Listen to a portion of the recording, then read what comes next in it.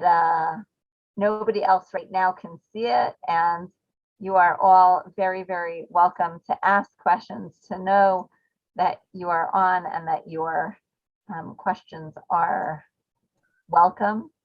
Okay, so, and Dasi, if you are on, and I just haven't seen, oh, there we go. Now I see Dasi. Perfect. Okay, so now that we have this technical part, and if Hindi is on as well, definitely let me know so that I can make you a co-host. And now, without further ado, now that I see that our main speakers are here, I'm going to officially welcome everybody to this evening.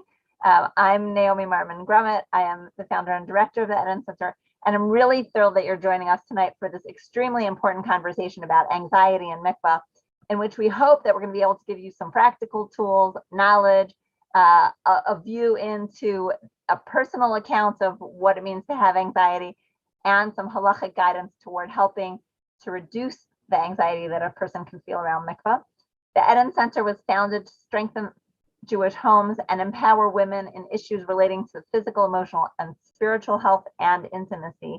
And as you probably know, we use mikvah as our vehicle to attain these goals and to give voice to the needs of Jewish women throughout the life cycle and in dealing with different needs and issues that arise that have to do with our body, fertility, intimacy, couplehood, and ritual. And this is definitely one part of that. The Eden Center runs different kinds of programs. We run community programs, we create resources, we provide professional training around mikveh and well-being, from webinars like tonight to a couple of podcasts that we have that I invite you all to find on our website. We create printed resources like breast cancer self-awareness posters for mikveh, or our Birkat Emunah resource to support women and couples going through infertility. We run a unique mikveh attendant training course that emphasizes sensitivity to all different kinds of women. And if you happen to live near Tzur Hadassah and want to participate, we have a condensed course starting next Monday night. And you're welcome to participate, but you're also welcome to participate in the online version of the course. You could look on our website, www.theedencenter.com, for information about that course, for information about our Kala or Chatan teacher training, which we invite you to take part in over Zoom or live, please God, in the future. And really, that's just the tip of the iceberg of what we do to try to empower Jewish women and strengthen marriages. I definitely encourage you to explore our website, see what we do, and reach out if you have any ideas that will enable mikveh or taharat mishpacha to be a source of strength for Jewish women. This program really comes from the initiative, I was going to say of a community member, but that's not true. It's of Tzipi, who, after participating in a different program, said, you know, I really think this is a topic that we don't talk about enough, and that a lot of people suffer with anxiety around mikveh of all different kinds. And before we get into that, I'll just say that I think that the best programs come from real need. And so if you have any ideas for program, please contact me. Please reach out either through my own email, naomi@theedencenter.com, or through the website, and let us know, because you'll see Tzipi created something beautiful here, and I really applaud that. And thank you, Tzipi. I want to invite you to, yeah, that is my pleasure. So I want to invite everybody also to take a look at upcoming programs. We have on February 16th at 8:30 p.m. a program with sex therapist David Ribner, Tali Rosenbaum, and Chagit Rodriguez about maintaining intimacy over the long haul, Slicha L'Sheila, which is another program that we're going to really be inviting people to ask their questions. So, and before I start the formal part, as always, I want to remind you that our work is only made possible through the generosity of donors like yourself. So I invite you to become a partner through supporting us financially, particularly taking membership. And you could do that at theedencenter.com/donate. So as I said before, this evening is really part of the effort to create tools for improving the mikveh experience and thinking in a holistic way about different factors that affect it, including the interaction of the psychological, the emotional, and the halachic aspect of what it means. So for those who joined us after we initially started, I'm going to invite you again to ask your questions, send them to me in a private message or write them on the chat. The outline of what we're going to be doing together tonight is that first, we're going to hear from Tzipi, who's going to tell us a little bit about her personal journey with Taharat HaMishpacha and issues of anxiety that she's come up against. Then we're going to hear from Dasi about some practical tools and a little change in schedule because Judith Fogel, who was supposed to present the halachic aspect, unfortunately tested positive last night for corona and she's not feeling so well. So we have a pinch hitter, and Hindi Cooper Ginsburg is going to really step in from late this afternoon when I was able to get a hold of her and share some ideas. But without further ado, I'm going to introduce Tzipi. And before everybody talks, I'll give a little introduction to each of the speakers. So Tzipi Goldstein is the founder of Gold Spark Events and Styling. She's a personal stylist for curvy women and loves to inspire women to look and feel great. And she also loves to collaborate with small businesses and all different kinds of ventures that she believes in. And that's how she came to be part of a different Zoom that we did on body image. And tonight, Tzipi, I invite you to share, and thank you so much for being with us. Thank you. So I have a little bit of technical difficulties. So I'm speaking on one and viewing on another. So I hope it works. Is it working? It's great. Okay. Okay. So hi, I'm Tzipi. I don't want to say suffer, but I have the challenges of dealing with anxiety, and Mikveh over the years has definitely been one to provoke it. Really, it's just about going to the mikveh. It's not about the rest of my cycle. It's the idea of knowing that I need to get ready and prepare and know that I need to do everything exactly as it's supposed to be. When I first got married, I learned my Kala lessons with someone who taught me, very specific things, and it was just kind of like very by the book. And so it's always been like, I got to do this, I got to make sure I have this, I got to do this, and make sure everything is done properly. And I was talking with Nomi a little bit earlier and was saying how besides anxiety, it also comes with a little bit of, one second, a little bit of OCD too, meaning like when I get ready, I need to make sure that I did, my teeth, and I flossed and brushed and did everything that needed to be done. And it got to a point sometimes where when I go to the mikvah, even after I dunked, I would come back and see, oh no, there was a hair, or no, there, and I would ask to go back to the mikvah and dunk again because I couldn't let it go. And it just, it would ruin everything that mikvah is supposed to be about, because I was too nervous and anxious about the fact that I didn't do something right. So Baruch Hashem, over the years, I've learned to remember what mikveh is about and how important it is to just know that I did the best I can and move on to what's more important. So I just want to share that I know how hard it can be, but there are ways to cope. And I'm really looking forward to hearing what Dasi has to suggest and offer, because took me years to do it. And there's still times where I, even at the mikvah, still say, okay, I think, but I manage to move on, but it takes a lot. And also, I really want to give a huge shout out to Yotzot Halacha in this manner, because they don't have so much to, like, it's not at the mikveh itself, but leading up to it is so important. Like I said, I grew up. When I first got married, it was very by the book, and everything I know is only what I was taught. And there's so much more to it. So I want to also encourage ladies and anybody who feels the need to be able to ask questions, like Naomi's saying, is so important to also just ask and understand, because that also helps put us in a position where we may not be nida and therefore don't have to go to the mikveh. Like, it helps prevent the anxiety for me if I know. Okay, I feel like I'm kind of rambling a little bit, so I'm going to make a little bit more seder. I do believe and enjoy in the mitzvah of mikvah, but it does make me anxious. So when I can avoid becoming nida, I do that thanks to the Yatzat Halacha. But when I do need to go, I have learned to remember that there are ways to move on and not stay focused on, did I do everything right? And do I need to go dunk again?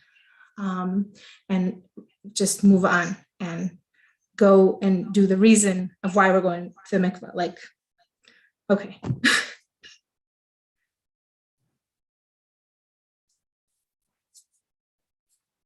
That's, yes. Could you address, when you feel pressure, how does the anxiety come out for you? So a lot of times I remember learning and saying how mikveh day is supposed to be a calm day, do something that you can, like make sure that the kids are sleeping or make it something to make it a calmer day. But for me, even if the day would be calm, the idea of still knowing that I need to prepare and do everything right is very anxiety provoking. So it takes a lot for me to say, okay, I'm doing it. I know I need to, and I know that at the end I will feel good and know that I did the right thing, but that's where my anxiety starts. And then as you prepare, what kinds of things can make you feel anxiety?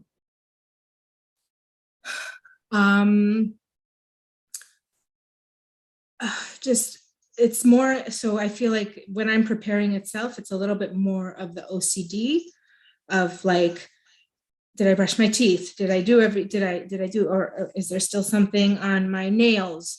Did I take all my nail polish off? Did I take all my makeup on? There are days that I don't even wear makeup because I'm scared that that I won't be able to get it off.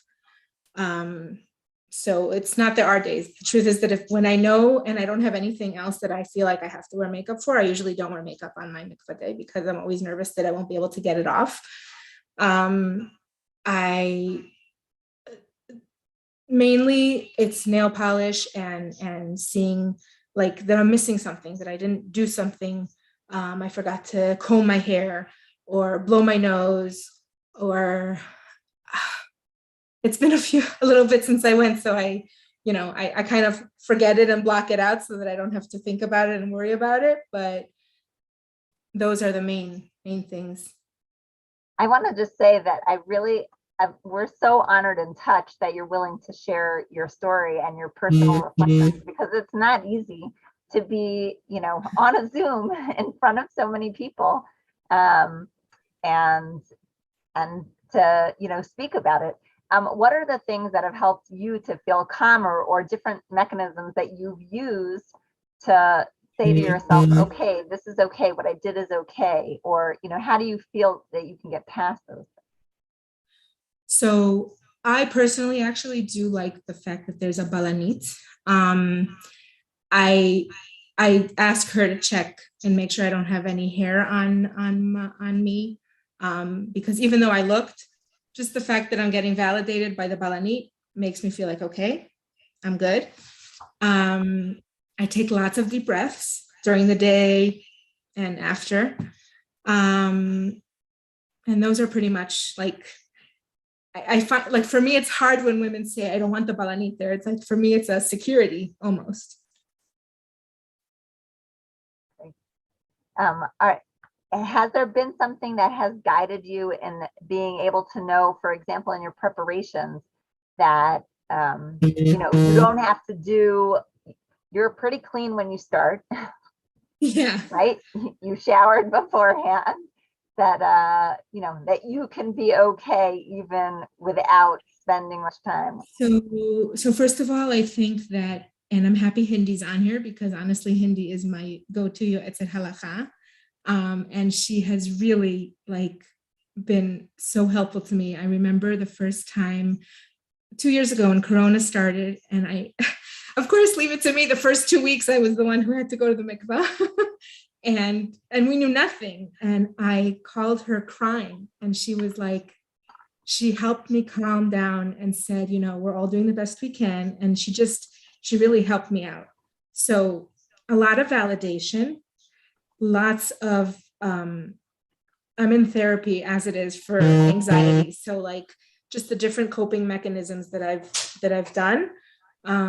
But definitely the support of the Yoatzot Halacha and my sister also has been very helpful and supportive. So I reach out. I do. That's amazing. That is really amazing. I know that anxiety affects people in so many ways. And this is one narrow aspect. We're going to have questions and answers at the end. So if there's anything else that you want to present now or that you want to share with us now, that's great. And if not, you can, write notes during Dasi speaking and share it afterward. Because I want to make sure. Is that good? Yeah, I do want to say that like, I don't remember what it was that triggered me to say this is so important, and I reached out to you and Orital and said we should do this. I don't remember what it was, but it's so important for me to share this because it's an important mitzvah for me, and I know it's hard, but therefore it's like when I get through it and feel good about it afterwards is so amazing. And I want other women to be able to know that it's okay to feel that way, but it's still okay and you can still do it. It's amazing. Thank you. Really, thank you for sharing. Great. Okay, with that introduction of Sippy's story and why she felt like she would approach us, Sippy shared a lot about, in general, let me just remove the spotlight, of what for her anxiety is. But anxiety can look different ways for different people. And there can be different areas that it manifests around mikveh. And therefore, I want to invite Dasi, who's a clinical psychologist who works in private practice in Gush Etzion and in Yerushalayim, to speak. I'll just say that I'm giving a little plug that Dasi's husband, Dan Jacobson, runs the Chatan teacher training course, and it's an amazing course, and we're very grateful. So I'm really happy that Dasi's participating tonight because, I feel like the Eden family grows when everybody participates in their own way, and I really appreciate it. So Dasi, thank you for bringing your knowledge and your expertise around anxiety and OCD to the conversation. And take it away. Oh, you're muted still, Dasi.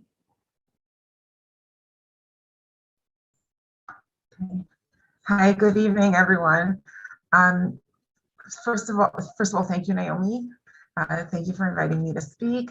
And Sippy, thank you for so bravely sharing your story. Actually, Sippy and I spoke earlier today because I wanted to make sure that I was going to not just address my own ideas about what I should be talking about, but also what Sippy had in mind. So thank you also, Sippy, for speaking to me earlier today. I appreciate your time. I want to just start by saying that we're really living in anxious times. So anyone who is feeling increased anxiety, especially in the last couple of years, you are so not alone. Just a few statistics. According to the yearly Gallup Emotions Poll, which surveyed 160,000 people in 116 countries in 2020 and early 2021, the world is sadder, angrier, and more worried than any time in the last 15 years when they did this poll. The number of respondents with increased stress increased by 5% in those 2 years, 2020 and early 2021, which represents 190 million people globally. That's pretty big. It's a lot of people. Additionally, the American Psychological Association's Stress in America survey found that 84% of Americans recently felt at least one emotion associated with prolonged stress. And the most common was anxiety, which was found in 47% of the respondents, which is pretty huge. That's not like normal rates that we see in normal times. Now, I know that a lot of the people who are participating tonight might have experienced anxiety around the mikveh for many years or even decades, and not just in the last 2 years. But I just still think that these statistics, which I saw recently in one of the psychology publications that I subscribe to and receive regularly, just highlight that there's a lot of anxiety around us, and many of us have experienced an increase in it, even if we are not particularly anxious people to begin with. So I just think that that's an important thing, and it's really validating to hear about those statistics. Okay, I also want to say that everyone who is here tonight is here for a reason. Perhaps you have personally experienced anxiety related to the mikveh. Maybe someone you care about has confided in you that she has, a friend, a sister, a daughter. Maybe you're a balanit or a madrichat kalot. I'm going to address many examples of anxiety that can come up in the context of mikveh, observing taharat mishpacha, and mikveh night. This talk is intended to help by providing specific practical coping tools. So I'm going to go over some examples, and I'm going to expand on what Tzipi said. Tzipi spoke of one specific type of anxiety. There are also many other types of anxieties that people may experience. Now, some of these I came up with either based on personal or my experience in my practice, because these kinds of issues come up in a therapy practice all the time, especially since I have a large concentration of halachic observant women in the population that I treat. Also, I spoke with a balanit that I know and asked her about different anxieties that she has noticed that come up when people come to the mikveh. And I think that she's pretty perceptive, because she told me some of these are things that women have said to her, and some of them are things that she's just observed. And I felt like it was also helpful, because it's kind of like another view from another room, not just a psychology treatment room and my own head. So what I want to suggest is that there are many, many tools in the toolkit for coping with anxiety. And some of them will speak to some people and others will speak to other people. So if I say something and it sounds like, well, that's not going to help me, just keep listening, because something else will. And also, sometimes there's an element of trial and error. You try something, it's good, it's not perfect, you try it again, you try to change it a little bit. You don't have to do anything exactly the way that I say it. We're allowed to use our own heads and our own ingenuity to modify tools. And I want to suggest that each person imagine for a moment what anxiety trigger you would like to relate to in a new way. So when we get to the practical tips, it will be, the trigger will be easily accessible, and you can think about it and try to relate to the tools and think about what might work best for you. Okay, that doesn't mean that I want you to focus on what triggers you and be anxious during the whole session and not hear what I'm saying. I just want it to be accessible, because there will be different tools coming from different angles, and that way, hopefully, everyone can find something that speaks to her. Okay. Okay, I want to start by going over some different types of mikveh-related anxiety. And when I get to the practical tools, I want to say also a couple of the different things that Tzipi raised in terms of coping are also going to come up, and they'll sound familiar. So that's also kind of nice. Okay, so in addition to what Tzipi described, which is more of a little bit of Tzipi used the term OCD, like a perfectionistic type of approach to worrying about preparation and if I did it right, and even worrying about it afterwards. You know, once the whole mikveh experience is over, did I do it right? Did I miss something? So that's one type of anxiety that people experience, and there are many other ones. Okay, some of them are things that relate to the period, to the time before you get to the mikveh, like during preparation. If it feels like things are chaotic in the house. I can't get my quiet. How am I going to do this? There are children underfoot. That could be one thing that creates anxiety. Some people are more worried about privacy. Privacy also in terms of what I'm doing tonight, where I'm going. Privacy once they get to the mikveh, if they're going to see people in the waiting area, or even privacy from the balanit. The balanit who I spoke to said that she's been a balanit in several different communities, and there are some places where she feels like when people who she knows come into the mikveh, they're so happy that she's there, and other times where she feels like they would really rather it was someone else on duty tonight. So, you know, that was like an interesting perspective also. Some people have a fear of the water. Maybe they don't know how to swim. And that can be really, really scary to have to go into the mikveh and dunk if you're not a swimmer or if you don't enjoy swimming. There are also people who just don't like getting wet, meaning, yeah, they'll shower, they like to be clean, but they like to do it in a very functional way and get it over with. And they don't, and so going into the water is not a pleasant experience for them, even if they don't feel like they're in danger in any way, because they do know how to swim. Some people have anxiety that's fueled by uncomfortable body image. Could be how I relate to myself. I look in the mirror. I'm focused a lot on my body when I'm preparing for the mikveh, right? So like that could be uncomfortable for some people. Also, maybe not so much about how a person sees herself. It also could be that a person is uncomfortable because she feels like she's going to be undressed in front of somebody else. And that could be really uncomfortable for people. Also, there could be anxiety about getting things right in a way that's perfectionist, but not really OCD, meaning it doesn't stay with you. It doesn't become a loop. It's not something that you can't separate from, but you just worry, like, I have to do this, I have to do this, I have to do this, I have to do this. I want to get it right. Perfectionism is something that actually a lot of people struggle with, and it could come out in this as well. Just looking at my list. Okay, there could be anxiety related to a previous trauma. I'm not really going to address that tonight because it's really like a topic unto itself, just like OCD could be a topic unto itself. But I do want to raise it, that sometimes that could be an issue, and sometimes people are aware of what is triggering them, and sometimes people could just have a feeling of discomfort and not even know that there's an identifiable trigger. So besides for that, I'm here and I don't want to do this, or I don't feel comfortable doing this, even if I do want to do this. Some people might have anxiety about mikveh night itself, meaning the change in status, going home, intimacy. They may not even be afraid of intimacy or uncomfortable with intimacy, but the change might be something that is making them uncomfortable or making them anxious. And then I want to say that also, just like I said earlier, like there's more anxiety in our world right now. We have a whole new category of COVID-related anxieties, right? I think early on in the pandemic, and I'm sure this was spoken about in other ed-en sessions, there was a lot of anxiety about, is the mikveh even a safe place to go?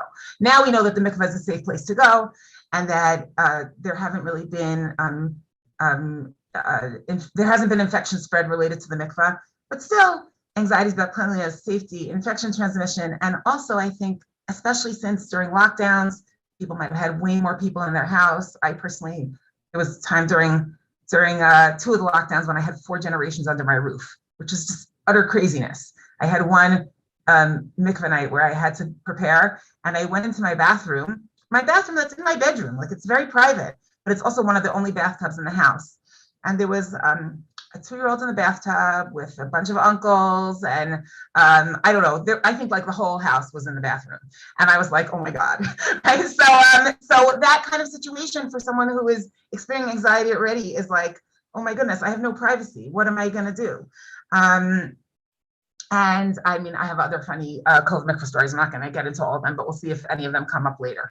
But I think that the whole question of how we handle this under different circumstances and changing circumstances, especially in the beginning when we really just didn't have so much knowledge, is something that could have increased anxiety. And some people might still be feeling that, especially since the mikveh experience has changed. Like people who always might have felt comfortable getting prepared at the mikveh, and that was easier for them to just like get out of the house and away from whatever was going on there and prepare there. In most mikveh, that's not happening right now, and everybody prepares at home. I live in a Beis Daniel, and I noticed that recently they put back all the like preparation supplies, like the tweezer and the nail file and whatever, into the drawers. For months and months they weren't even there. But still, it's by appointment only, dipping only. no preparation in the mikveh. There's like tape on the shower doors. So, so the expectation is that people are preparing at home, and it's really different, and it makes things different. There are some people who might have always liked to prepare at home, but if you had to change up your experience and you had already found something that worked for you, then that could also be hard. Okay, so so those are a lot of different types of anxiety, and I hope that I'm covering a really broad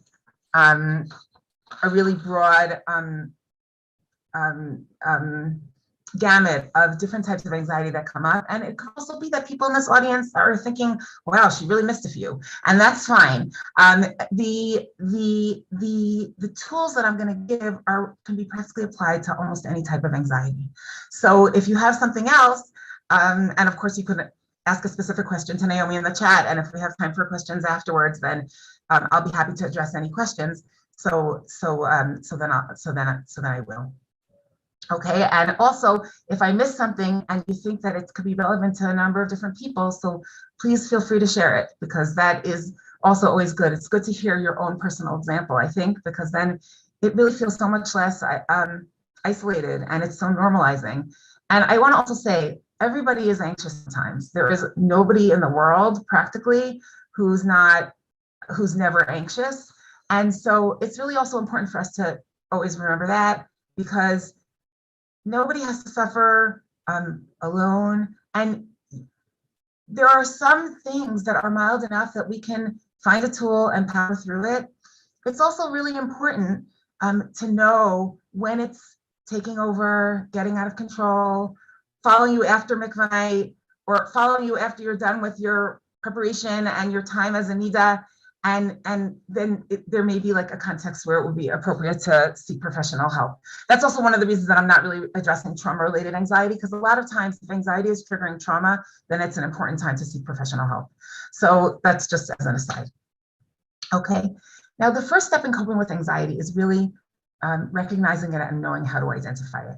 Okay, I think a lot of people walk around with something that's making them anxious, and they don't necessarily recognize that it's anxiety, and they don't know that they don't really have to feel that way. And what I mean by have to feel that way is, like, if you felt a certain way every time you've done something for 10 years, it probably feels pretty much like that's how it feels. That's how this experience is for me.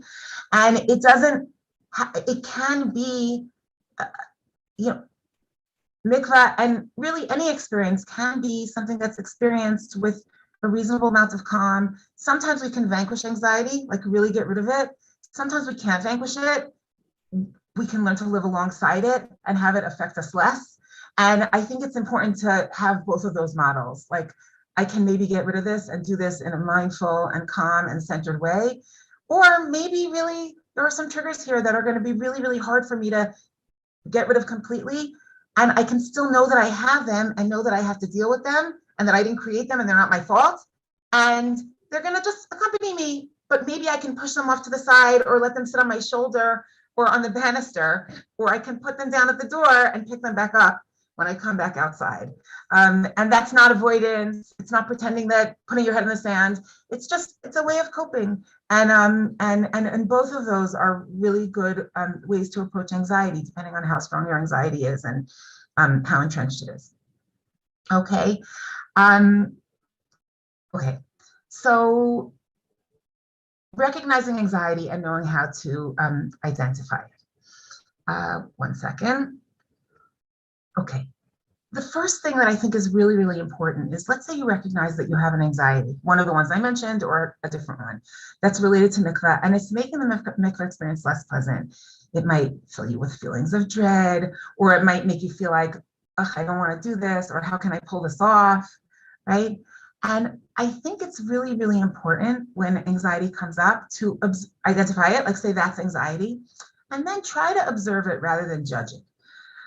Try to say, oh yeah, I see, I'm having anxiety, and not say, oh, what's wrong with me, or get into a thought process of, I shouldn't be feeling this way, I should be feeling a different way, I should be having a calm experience, I should be having a spiritual experience, I should be able to just not worry about those things.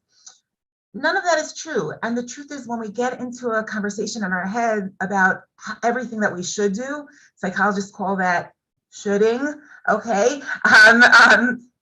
That thinking I should do something a certain way is actually very judgmental. And I think it's important to recognize that. Like when someone says, I should do it this way, or I need to do it this way, the next thing that comes is, why can't I do it that way? What's wrong with me? And when we judge ourselves, a lot of times we pull ourselves deeper into the anxiety. And what can be more helpful is to just say, oh, I notice I'm having anxiety, and that's okay. Okay, and then if we don't pull ourselves deeper into it, it's also easier just on a neurological level in terms of the way the brain works to not get caught in it and to be able to access tools that can be helpful. Another way that I like to say this sometimes is, let's say you are feeling anxious and you feel like this is not the way it should be. I want everyone to think for a moment, what would happen if your best friend or your sister would confide in you that she was feeling this way about mikveh? How would you relate to it? And probably you would relate to it with understanding, kindness, compassion. And we all really can work on relating to ourselves with that same courtesy, meaning with the same type of compassion that we would give to someone else. And I think a lot of times when we just think about, oh, I should be compassionate with myself, it doesn't feel so relatable. But if we think, oh, I can be so compassionate with other people, and then we think about how sometimes we're so judgmental with ourselves, it becomes really clear that, oh, that's not really okay. Of course, we deserve the same kind of compassion that we would give someone else. And I think that can be a helpful way of thinking about it. I also think that if we're not used to relating to ourselves with compassion and extending ourselves that courtesy, it can be really a hard thing to do. We very often hold ourselves up to very high standards, and it requires practice. It's like a hard math problem. You got to go over it and go over it and go over it. If one of my kids says, well, I just don't understand this math, and then I find out that they have never done one targil, one problem, then it might not be about the math, right? And it might not be about their head either. It might be about not practicing, right? So here, if we practice it, and the first thing is like bringing that into our awareness of like, I deserve the compassion I would give someone else. That's like a first step in dealing with any kind of anxiety, and also in this context. Okay, now I want to get to some practical tools. Okay, the first tools that I'm going to talk about are behavioral, meaning ways that we can change our behaviors. Tibi mentioned some of these. She mentioned some of these even in the context of what I should do. And I don't want you to think that you should do these things, but I want you to think, oh, maybe I can do some of these things. And to think about which of them might be helpful. And some of them are more somatic, like more relating to the body, to how we feel in our bodies, to our senses, the five senses, and how we can make the experience just a calmer and more centered experience for us, okay? So for example, let's say the issue is anxiety about pulling everything off. Like I come home from work, right? It's very busy in my house. There are small children around. Maybe there aren't small children around, but maybe there's like even an adult child or a teenager planted in every public space in the house, doing homework. And it feels like it's very noticeable if I escape. Some people feel more comfortable being more open about what's going on. Most people don't necessarily want their children to know that it's mikveh night. So most kids won't realize, but like I have had the experience of having a married child at my table and saying, oh, Ima, where are you going? Are you just going out for a few errands? Can I come with you? And it's like, I have an excuse at the ready, right? But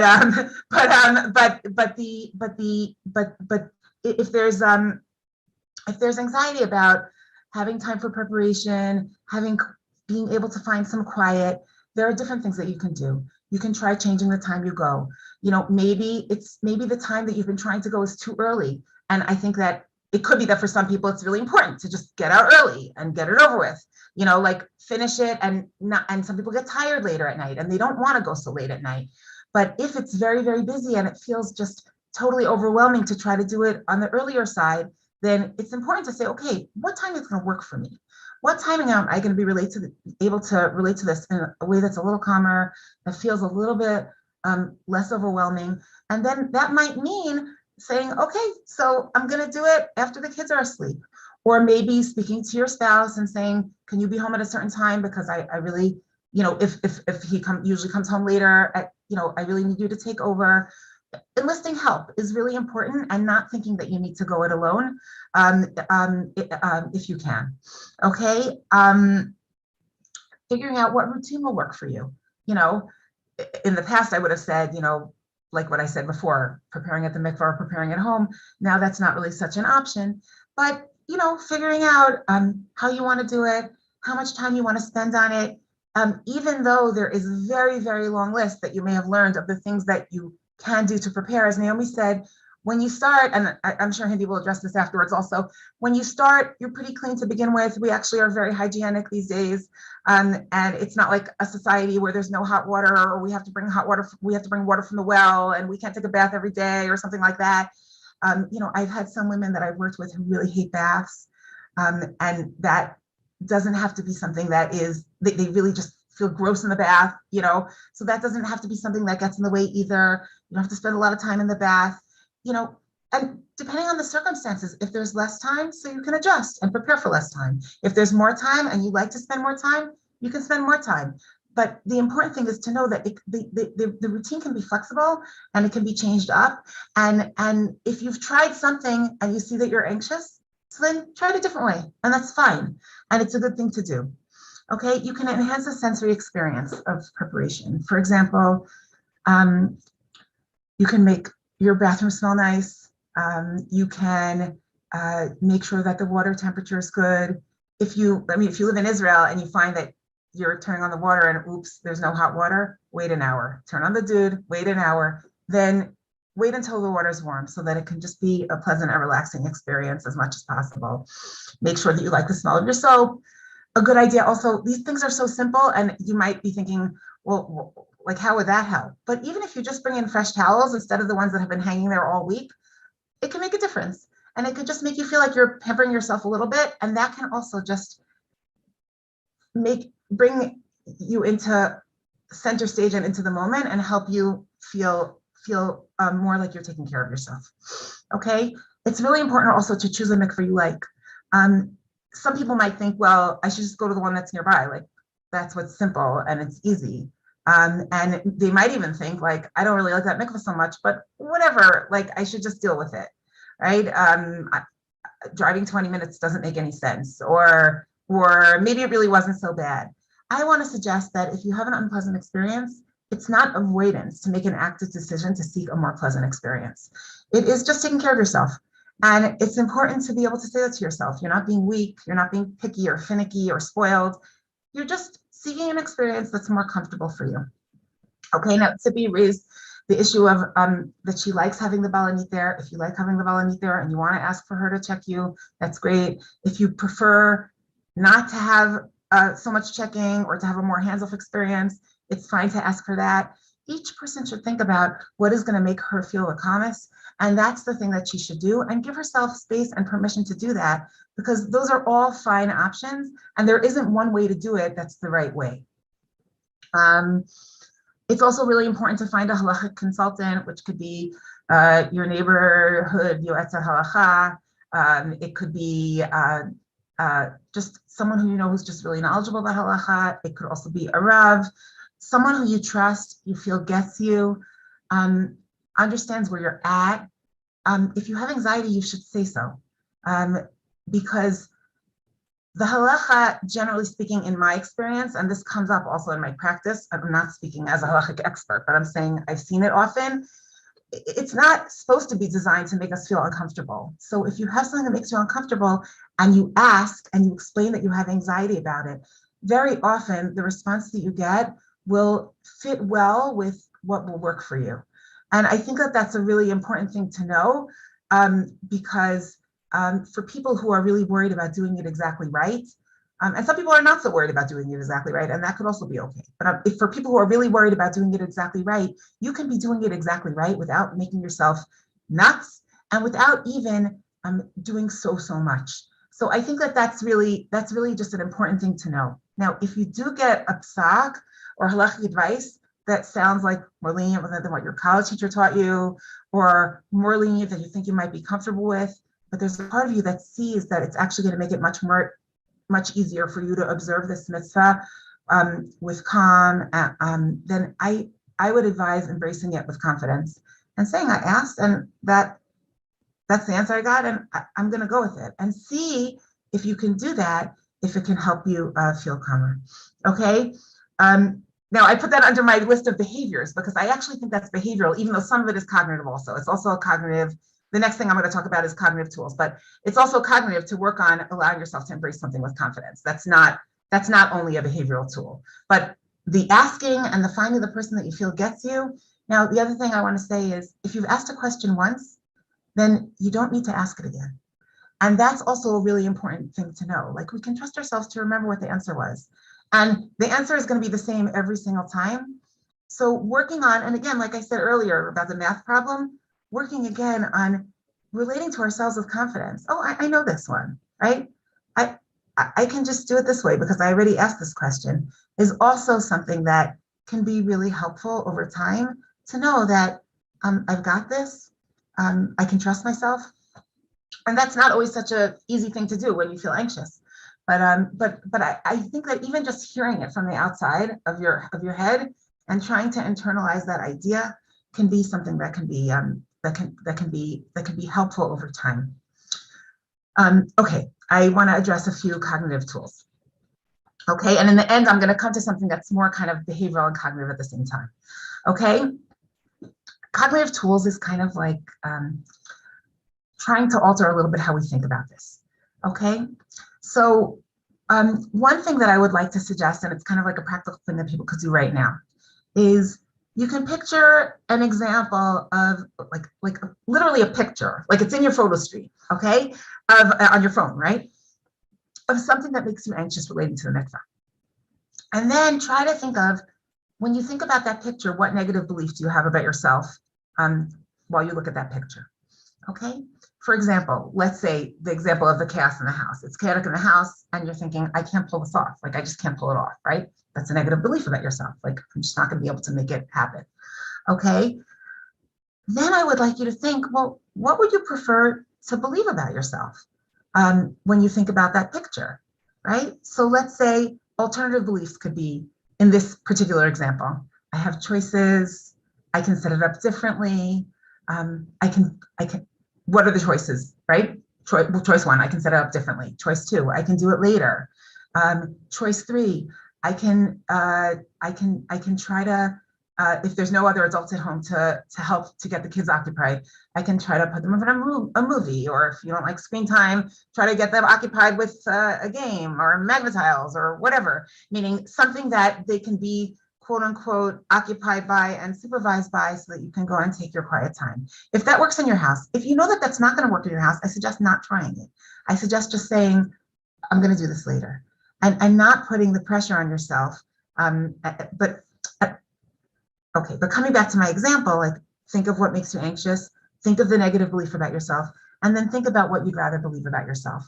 So what you'd rather believe is either I have choices, or maybe I can pull this off. I just might need to do it a little differently. And what we can work towards is enhancing that belief that you'd rather have about yourself. And I want to suggest that the belief doesn't have to feel true in the moment, but it has to be something that can be true. So there could be other examples. Maybe people here came up with other pictures of something that makes them nervous. Someone is nervous about going into the water. Let's say they're not a great swimmer, right? So the picture is like looking at yourself, putting your head under the water. And maybe the negative belief is I'm not safe, right? So the alternative belief could be something like, actually, I am safe. Like, if anything, there's someone in here with me. If you don't know how to swim, I suggest that you always bring the volleyball into the room with you, by the way. Okay, you know, or I've done this many times before and I've always gotten through it. So that could be an alternative belief. And working towards making that more and more true is an important piece also. Okay. Another thing is recognizing that many of us have some beliefs that are perfectly rational and other beliefs that are in a category of cognitive distortions. Okay, that's a technical term. Okay, ways of thinking about things that are not rational, or not really productive, unhelpful, get us stuck, and often false. So I'm going to give a couple of examples of cognitive distortions, okay? One cognitive distortion is all or nothing thinking, like black and white thinking, right? It's like either I can get it done or I just can't get it done, right? Either the mikveh is going to be an awesome, incredible, spiritually uplifting experience, or it's going to be a terrible, awful, horrible, Alexander, no good, very bad day kind of experience, right? And it doesn't have to be like that. It doesn't have to be all or nothing at all. It's really fine if it's something in the middle. It's okay if each time it isn't something that's super uplifting. Hopefully sometimes we do find meaning in it and it is good for us. And sometimes it can be something that you just are committed to doing, and so you're doing it. And that's also okay. And you also deserve a lot of credit for doing it when it's something that's harder for you and you're getting through it. And so that's an example of countering all or nothing thinking. Another type of cognitive distortion is overgeneralization. Okay, so that could be like, this night it wasn't good, so it will never be good, right? I can never make it better. That's an overgeneralization. It's also kind of all or nothing thinking. Some of these have overlap with each other. Another one is catastrophizing, right? Just like making it completely terrible, right? And not being able to focus at all on the parts that really did go okay. Okay, other tools that can be helpful cognitively. Let's say you had a fashla. Yeah, I'm just going to interrupt for 1 second to say we have another 2-3 minutes, and then I want Hindi to have a chance to speak about some of the halachic things. Yes? Okay, sure. Okay. Okay, so let me just say, let me just look at what I want to say. 1 second. Okay. I think it's also important, and this is related to what Tzipi said. It's really important to know that you're doing your best. And this is, I think, an important thing in general for dealing with anxiety, and an important thing in general for living a reasonably satisfaction-filled life. It's important for us to know that in general, we actually really do our best, and that our best is good enough. And that's a hard thing, I think, for a lot of people, especially people who have a tendency toward perfectionism. It's also important to know that our best changes every single day. So if you had a flat tire today, or you had an argument with your boss, or you don't feel well, or you realize that you had 4 COVID exposures yesterday, right? So, or it was pouring rain and there was terrible traffic. Your best is different on a day like that than it is on a day where everything goes smoothly. And it's really important for us to just know that, because that also gives us a different kind of context for how we approach the mikveh night and how we approach really everything. And if we can be kind to ourselves in knowing that our best is good enough, then that's something that is really, really helpful. Staying away from perfectionism. One of my teachers said something brilliant, which is, if you're trying to be perfect, you're always failing. It's true. There's no such thing as perfect. You may be able to, I don't know, do a cake recipe perfectly 1 or 2 times if you're very, very careful about the measurements and the ingredients and your oven works perfectly. But in general, we don't get to do things perfectly. It just doesn't work that way. And knowing that can help us kind of step away from perfectionism. Another thing to be mentioned that I think is really important is looking ahead as opposed to behind you, okay? Once you're done with something, put it down. It's over, and moving forward. And finally, I want to suggest that it's really, really important to try to stay in the moment. Rarely is anxiety about the thing that's happening this very moment. Very often, anxiety is about something that happened before or something that we think might happen later. Almost never does the thing we worry about happen, meaning other things happen. There's plenty to be anxious about. We just don't actually know what's going to happen. So we're usually anxious about the wrong things. And if we can work on, and this is also something that takes a lot of practice, work on learning to stay in the moment. So bring anchoring things. So some of those things are the sensory things that I mentioned earlier. Some people even find just like holding on to something, a smooth rock, a jagged rock, right? Your keys, right? And holding those can just bring you into the moment, because it's like, oh, if I'm holding this and I feel it, it's kind of like the idea of pinch me, and that makes me know that it's real, right? It just pulls you into the moment. And the moment that you're in this moment is rarely as difficult as all the things that can be racing through your head. And that brings us also to the idea of mindfulness. And mindfulness is like enhancing the moment. So Tiffany mentioned breathing. Breathing is like a great way to bring yourself into the moment. We're always breathing, right? We don't usually pay attention to our breathing, but breathing is something that's always with us. And that's one of the reasons that breathing is used as a grounding tool. Bringing up something calming, bringing up the image of a beautiful place that you've been, even though you're not there, you can bring that into the room with you and contemplate it a little bit. And that's also an example of mindfulness. And it can be very calming, and it can make you feel centered and make you feel calm right here. And a lot of times that can help you to just kind of put down the anxiety and go ahead and do what you want to do, and with a closer approximation to the way that you want to do it. Okay, thank you. Was really terrific and gave us such a broad picture of different things that could come up with anxiety, some tools to use, and really cognitive and behavioral that were amazing and extremely helpful. And I want to quickly move on to the halachic part. There were a lot of questions that came up during when Dasi was speaking, so hopefully we'll have a chance to address them. And there were a number of questions that were halachic, so I'm going to repeat for those who didn't hear that Judith Fogel was supposed to be speaking, but she had tested positive for COVID and she's not feeling well. So really, Hindi Cooper Ginsburg, who is going to speak, who is a yoetzet halacha, a social entrepreneur, a serial entrepreneur, I should say, and who has 5 beautiful children, the newest of whom was born 4 weeks ago. So it is amazing that she agreed this afternoon that she was willing to speak, is gonna now join us. And I'm going to invite her. I'm going to sort of direct you, Hindi, to some of the questions that have come up, if that's okay. I'll let you start talking, and then I'm going to direct you with some questions that were specifically asked. So Hindi, bivakasha. Hi, everyone. Like Naomi said, I am Hindi Cooper Ginsburg, and my newest addition is right here with me. I missed the first half of the evening, so I don't necessarily know what came up. So I'm happy for Naomi to share some of those things with me and to answer any questions. But I just want to start with a little anecdote that I've been sharing a lot lately.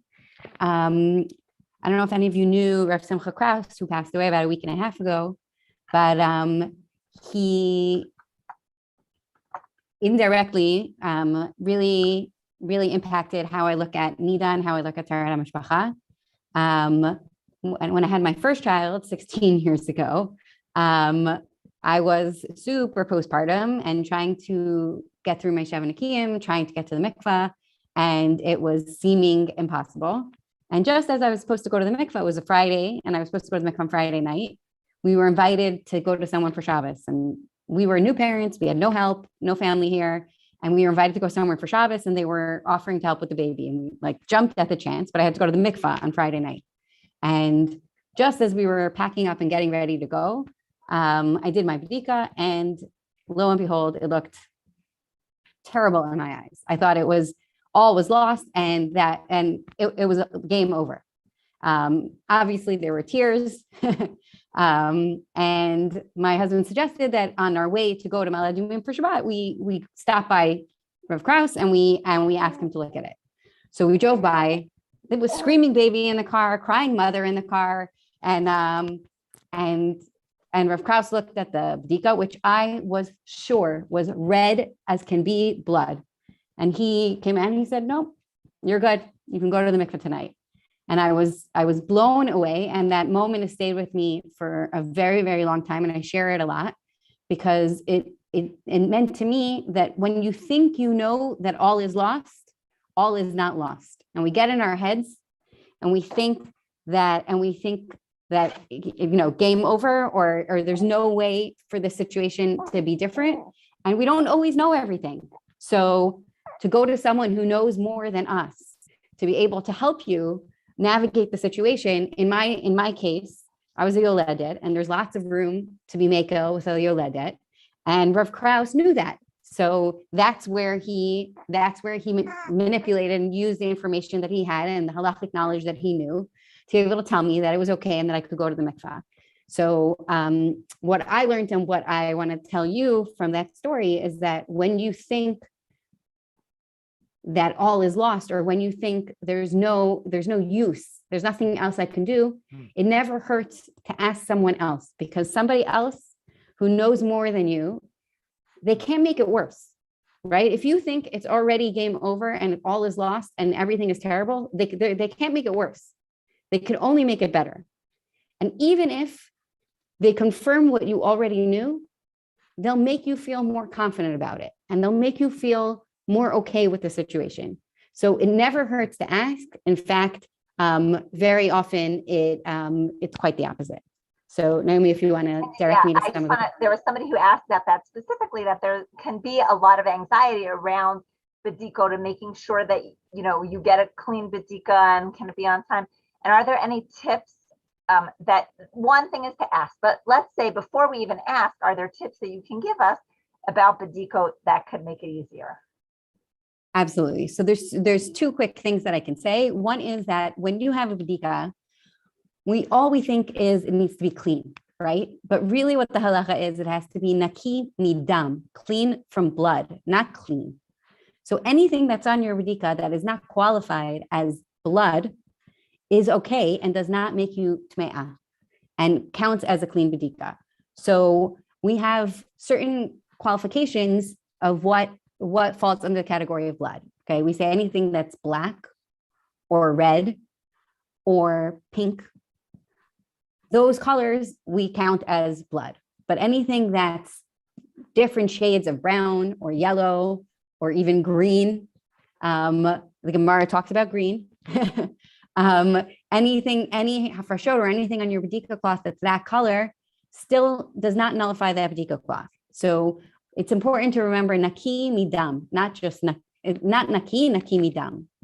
I want to, can I just interrupt you to say that a lot of times women confuse hafrashot at the end of their period, like some kind of discharge that has some kind of color with blood. And that's a very important thing to know the difference between, which you can help yourself to learn either by asking questions of a Rav or a Yoetzet, or the Eden Center has a great class called Tahara and Living Color. You can come to that and learn some of those general parameters.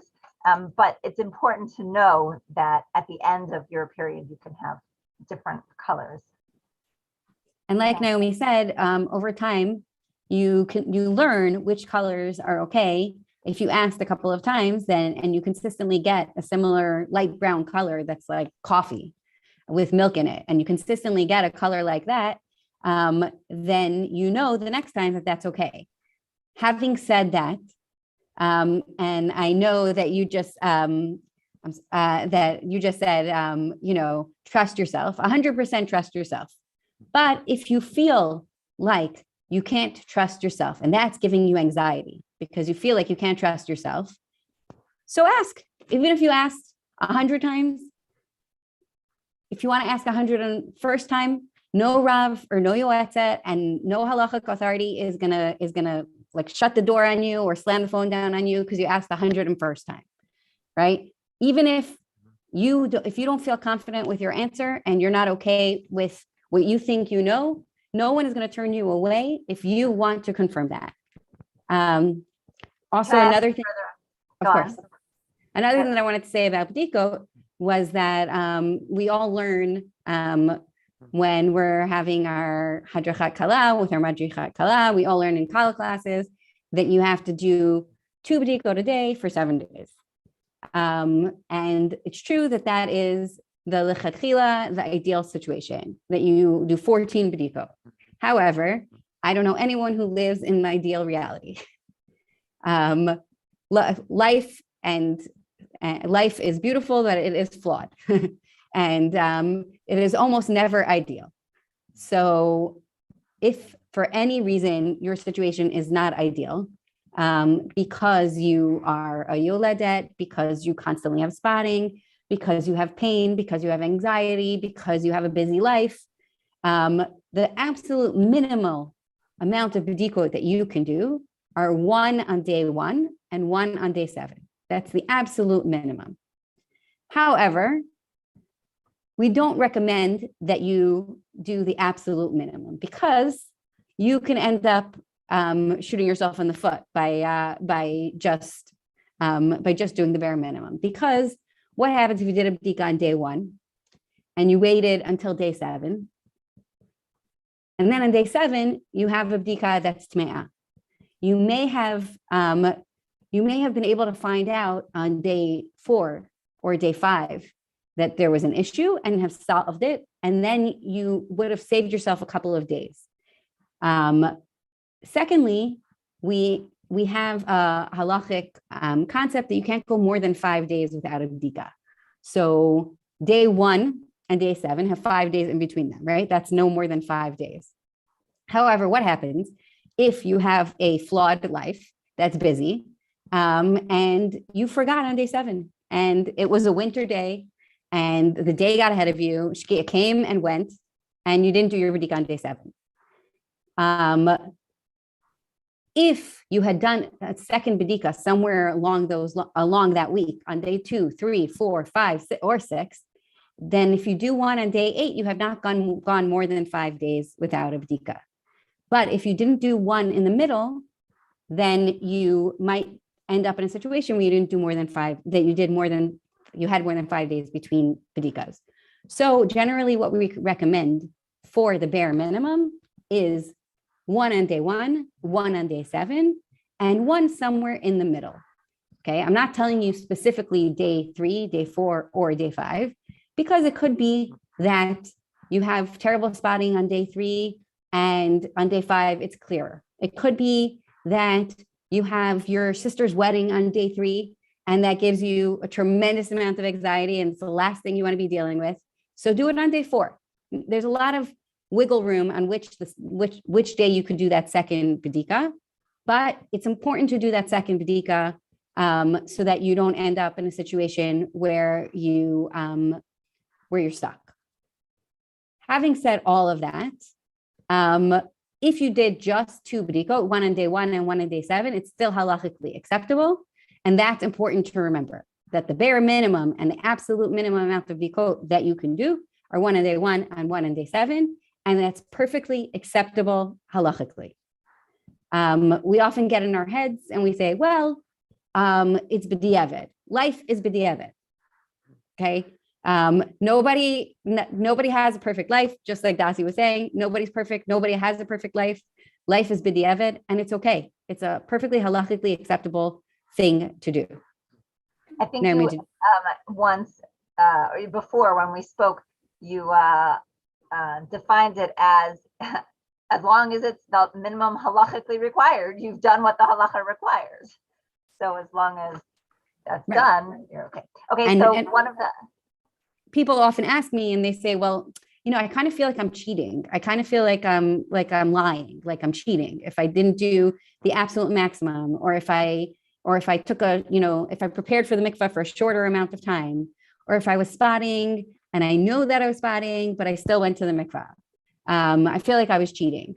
But any legal system has criteria and has qualifications. In order for something to be considered in the legal system, for something to be considered stealing or murder or anything like that, we have very clear criteria, and you have to fall under those criteria in order to be considered something.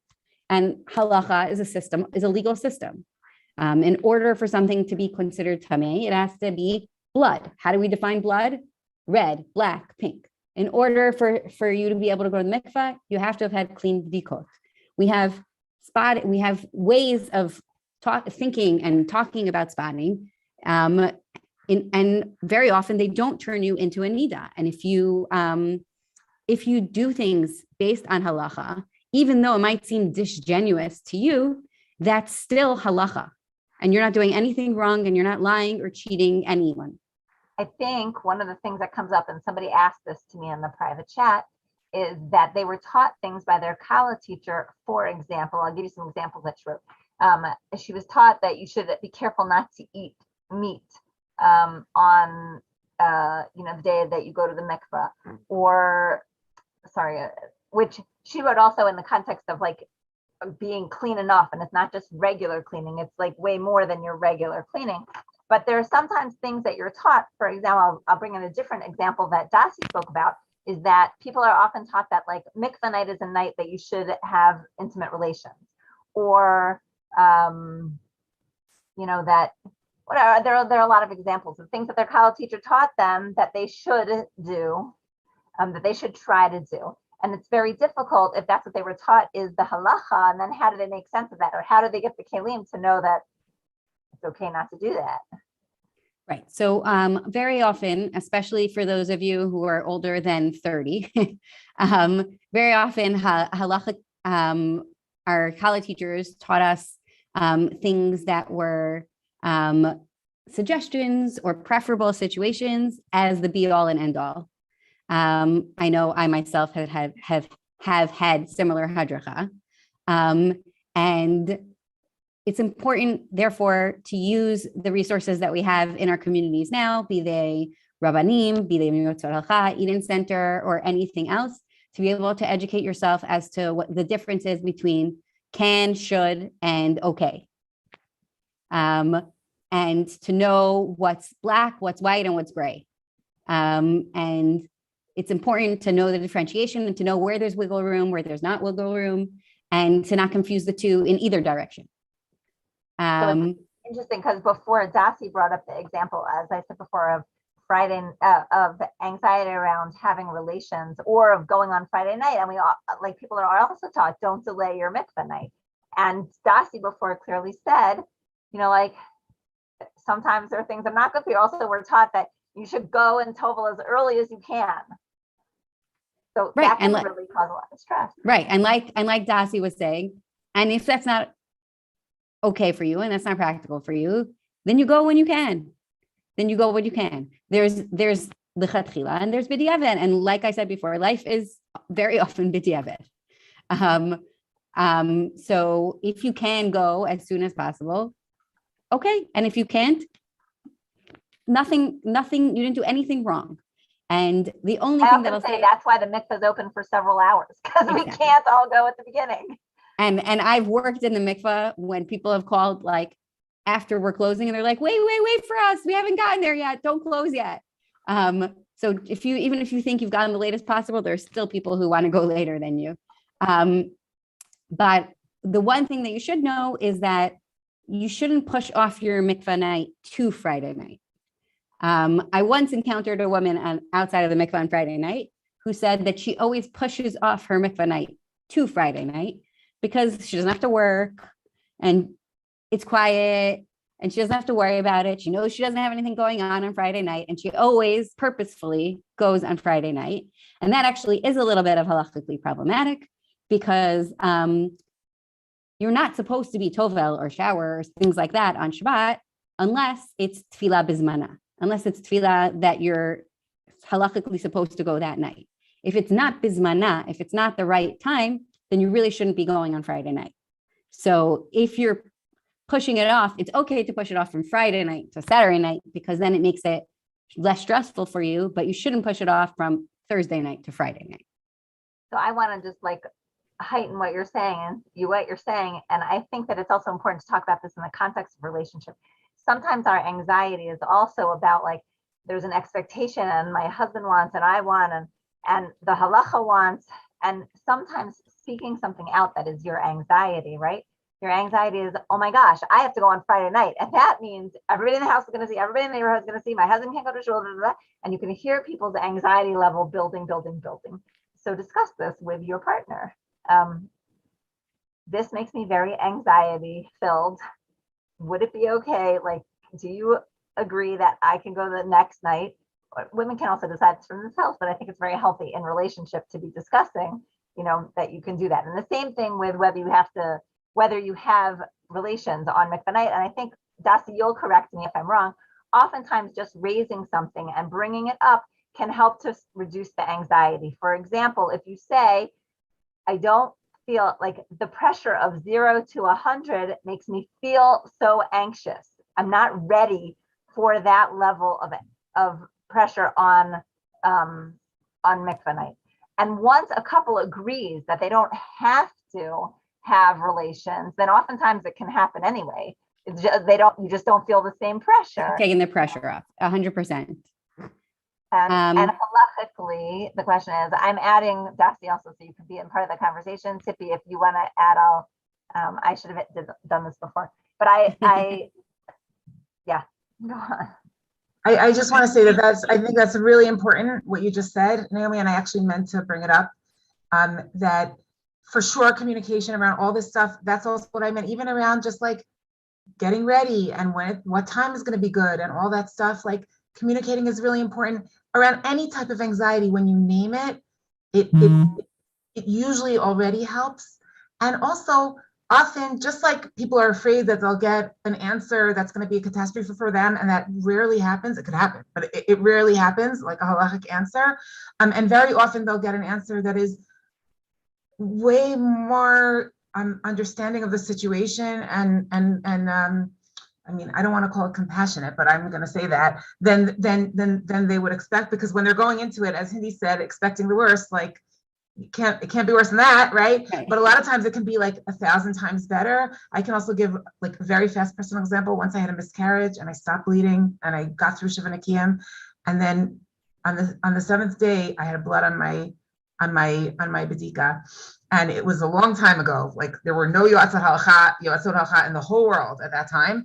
And I actually I went to a Rav, and he told me that it was like blood and mucus and it doesn't count. And he also told me for your whole Shiva Nekiyim, you should wear a pad, because you don't have to bleed on yourself. Like that could happen after a miscarriage, it's normal. And it was like such a relief. First of all, I went to the mikveh, but aside from that, you know, as you get older, very often it would be very uncomfortable to walk around without a pad. You know, I am a person who delivered 7 children. So like, I can just say that I need to wear a pad every single day. You'll pardon the overshare, but like not wearing that during Shiva Nekiyim would be so yucky for me. And I am so grateful to that psak that I got such a long time ago. And if I hadn't asked, then it would have been bad for me then, and it would have been bad for me now. So I think that it's really important to just know that those kind of things do come up. And also in terms of the change in status, like people can feel extremely pressured to just, we have to be intimate tonight. And like Naomi said, if you take out the pressure, it can happen without pressure, or not, you know, or you can just like be together in a different way and then be intimate a different night. Like, you know, but the conversation is also really important, because obviously you don't want to have like a lack of CPO, like a lack of expectations should be in the same place. And like very often partners can be compassionate with each other in terms of their needs, and it's okay, even if the needs are a little bit in conflict, they can find a way to make it work in a very comfortable and beautiful way. And the main thing there is just bringing it up and talking about it. Let me just add to what Dasi was just saying about the pad on the underwear, because that's an important point that could also help with anxiety, is that if you have any form of spotting or any reason to suspect that you'll have issue getting through the Shiva Nekiyim, lichatchila, you wear white underwear through the Shiva Nekiyim. Bidi Aved, once again, it's okay to wear dark underwear through your Shiva Nekiyim. Okay, the lechatchila situation is that you wear white underwear, but the b'diavad situation is that you wear dark underwear. If you wear dark underwear through your Shiva Nekiyim, anything on your underwear is irrelevant. Anything on your underwear is irrelevant. Okay, so you're less stressed immediately once you're not looking at your underwear. That's firstly. Secondly, a panty liner, according to almost all poskim, is not mekavel tum'ah. So if you are wearing a panty liner on your underwear, you not only can wear it during your Shiva Nekiyim, but anything that is on it will not make you tameh. Okay. If you end up having a flow that's like a period on your panty liner, obviously the panty liner won't be enough, and you'll have to change to something else. And the situation will become clear to you that that's not what's happening. But a panty liner, according to almost all poskim, is okay. You can wear it all through your Shiva Nekiyim, and you also feel like covered. If you have any form of hafrashot or anything that's coming, you feel covered and feel less exposed. I was told in my college classes, and a lot of women still ask about it, if you have to wear black panty liners. And there were like 3 stores in Israel that used to sell these black panty liners. Black panty liners are great because you can't see what's on them. Okay, so they're good for your state of mind, because even if there's staining that's happening on your black panty liner, you don't know that they're staining because you can't see it. But from a halachic perspective, it does not need to be black. white panty liners are just as okay as black panty liners. So you don't have to go to every pharmacy and every supermarket in the country to try to find black panty liners. But if it makes you feel more comfortable and more confident in your situation, go ahead and go search for them. And another thing that I wanted to say about having the conversation and opening up and speaking to your husband and when you're having this kind of anxiety or worried about going to the mikveh on a certain night or anything like that, it takes a village, okay? You don't just have a husband, you have family, you have friends, you have a network of women, presumably, who you can share things with. It doesn't necessarily have to be a yotzei halacha. If you have a friend that you could share with. Sometimes just getting it out and saying, I have to go to the mikveh tonight, I'm so stressed about it. Your friend will offer a kind word. Your friend might offer to take your kid for a play date. Your friend might give you an excuse that you can tell your kids why you're leaving your house. And she'll say, I'm lending you a puzzle. So you're coming to my house to get a puzzle. And suddenly you have an excuse, right? As soon as you've opened up to another female person, you've shared your burden, even if they take nothing off of you, you feel like your burden has been shared, and that can be very, very helpful. And because of that, that's one reason why obviously you should consult with a rabbi if you need to consult with a rabbi, but that's a tremendous advantage of consulting with you at halacha when you need to consult. Without tooting my own horn and the 100 plus other yoatzot halachot out there, one of the tremendous advantages of consulting with you at halacha is you are talking to another female who gets it. So when you are talking to another female, you're gonna, all of a sudden your halachic question became more of a conversation, right? So it wasn't, I saw X, Y, and Z, what do I do? Suddenly you're having a conversation. And when you're having a conversation, more information will come out, okay? It might come out that you have anxiety. It might come out that your husband's on miluim. It might come out that you have 7 kids in your house who are all in bidud or whatever it is. And all of this information that comes out from this female conversation is relevant to the halachic answer you will get, okay? If you have anxiety, if you're postpartum, if you have a history of postpartum depression, if your husband's on miluim or any of these other things, all of these little tidbits, all of this information is relevant to the halachic decision that is made at the end of the day. So these things will come out in the conversation and will affect the decision that's made. And those things won't necessarily come out in a conversation that you have with a Rav, because you ask a question, you got an answer. With the yoatzei halacha, it becomes a conversation. And it also becomes an ongoing conversation. Tzipi, am I allowed to share how we have been having an ongoing conversation. So when Tzipi calls me, I know the background information. I know already what she said to me in the conversation that we had 2 months ago or 5 months ago or a year ago. And because of that, it helps me help her.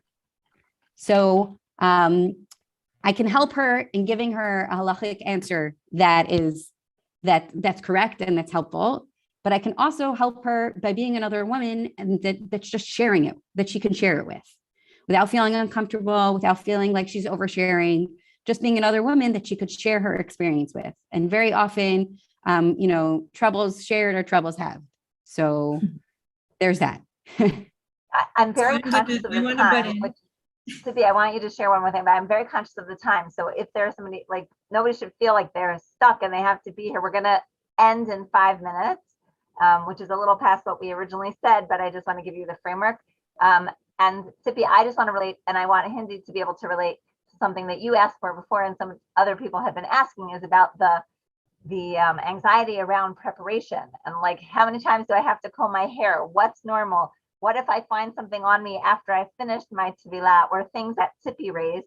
So, Hindi, before you answer that, I want just, Tzipi, did you have something that you wanted to add or share, or? I just wanted to reiterate, I don't remember if it was Dasi or Hindi or you who said that, and I said at the beginning also, that I learned 18 years ago when I was learning in my Kala classes, it was very by the book, and this is what it is. And how thankful I am to having the option of the Yotzat Halakha, and in my case specifically Hindi, because she has really helped me get to a place where I am today. But it's so important to know that we have you, and you can make the whole experience different. So I just wanted to reiterate that again. And you actually gave me something new tonight about knowing that you don't have to only wear black panty liners, because I am one of the ones who goes around looking in all the supermarkets and buying them 6 at a time, because that's what I knew that I needed. So now at least I know that I don't have to only have the black ones, but it's good to know. Okay, so there's so many things I have to say, and I know we're running out of time, so we're going to say them really, really quickly. Okay.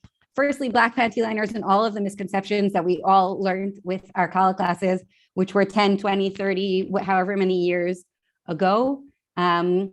I can't in the next 5 minutes go through every misconception or everything that we've learned that might be wrong, but I do recommend doing a refresher course, or just calling your local Yotzat Halakha and saying, do you have, like a half hour, 45 minutes to just sit with me, to talk with me, to just go over things? I feel like it's been a long time, and it can't hurt to learn things, because fortunately also the system, the halakha hasn't changed, but the halachic social structure has changed, and we are a lot more okay with b'diavad situations than we used to be. And that's good, and that's okay. And that's a wonderful way that our daughters are going to be learning. And we're lucky that our daughters are going to be learning Taharat Mishpacha in that way, and not necessarily the way that we learned it. But it's a good idea if you feel like maybe there are misconceptions, or maybe you learn things a little bit too machmir, to take the opportunity to go over it with someone at this stage, even if you've been married for 30 years. Now, I want to go back. Naomi was just asking me a few things that I wanted to go over about getting ready for the mikvah. Okay. Firstly, Dasi had said earlier, all you can do is your best, right? All you can do is your best. If you're doing your best, there's no better than your best, right? There's no better than your best. So if you have done your best, you've done all you can do. There's no more that you could do.